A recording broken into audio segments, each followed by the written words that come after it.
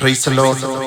സംഗീത പ്രമാണിക്ക് നശിപ്പിക്കരുതേ എന്ന രാഗത്തിൽ ദാവീദിന്റെ ഒരു സ്വർണഗീതം.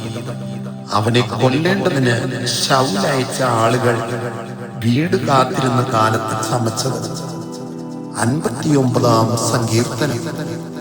എന്റെ ദൈവമേ, എന്റെ ശത്രുക്കളുടെ കയ്യിൽ നിന്ന് എന്നെ വിടുവിക്കണമേ. എന്നോട് എതിർക്കുന്നവരുടെ വശത്തു നിന്ന് എന്നെ ഉദ്ധരിക്കണമേ. നീതികേട് പ്രവർത്തിക്കുന്നവരുടെ കയ്യിൽ നിന്ന് എന്നെ വിടുവിച്ച് രക്തപാതകന്മാരുടെ പക്കൽ നിന്ന് എന്നെ രക്ഷിക്കണമേ. ഇതാ അവർ എന്റെ പ്രാണനായി പതിയിരിക്കുന്നു. യഹോവേ, ബലവാന്മാർ എന്റെ നേരെ കൂട്ടം കൂടുന്നത് എന്റെ അതിക്രമം ഹേതുവായിട്ടല്ല, എന്റെ പാപം ഹേതുവായിട്ടുമല്ല. എന്റെ പക്കൽ അകൃത്യമില്ലാതെ അവർ ഓടി ഒരുങ്ങുന്നു. എന്നെ സഹായിപ്പാൻ ഉണർന്നു കടാക്ഷിക്കണമേ. സൈന്യങ്ങളുടെ ദൈവമായ യഹോവേ, ഇസ്രായേലിന്റെ ദൈവമേ, സകല ജാതികളെയും സന്ദർശിക്കേണ്ടതിന് നീ ഉണരണമേ. നീതികെട്ട ദ്രോഹികളിൽ ആരോടും കൃപയുണ്ടാകരുതേ. സന്ധ്യാസമയത്ത് അവർ മടങ്ങി വരുന്നു. നായെപ്പോലെ കുരച്ചുകൊണ്ട് അവർ പട്ടണത്തിനു ചുറ്റും നടക്കുന്നു. അവർ തങ്ങളുടെ വായ് കൊണ്ട് ശകാരിക്കുന്നു. വാളുകൾ അവരുടെ അധരങ്ങളിലുണ്ട്. ആർ കേൾക്കും എന്നവർ പറയുന്നു. എങ്കിലും യഹോവേ, നീ അവരെ ചൊല്ലി ചിരിക്കും.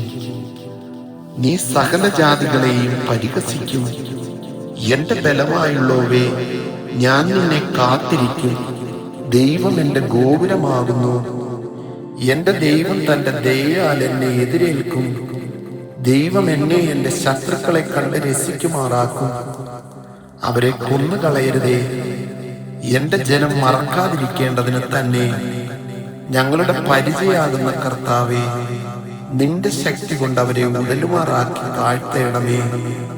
അവരുടെ വായിലെ പാവവും അധരങ്ങളിലെ വാക്കുകളും നിമിത്തവും, അവർ പറയുന്ന ശാപവും ഭോഷ്കും നിമിത്തവും അവർ തങ്ങളുടെ അഹങ്കാരത്തിൽ പിടിപെട്ടു പോകട്ടെ.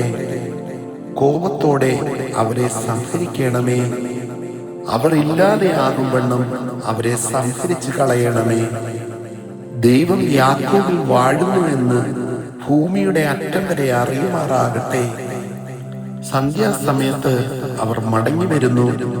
നായെപ്പോലെ കുരച്ചുകൊണ്ട് അവർ നഗരത്തിന് ചുറ്റും നടക്കുന്നു. അവർ ആഹാരത്തിനായി ഉഴന്നു നടക്കുന്നു. തൃപ്തിയായില്ലെങ്കിൽ അവർ രാത്രി മുഴുവനും താമസിക്കുന്നു. ഞാനോ നിന്റെ ബലത്തെക്കുറിച്ച് പാടും. അധികാലത്ത് ഞാൻ നിന്റെ ദയയെക്കുറിച്ച് ഘോഷിച്ചാനന്ദിക്കും.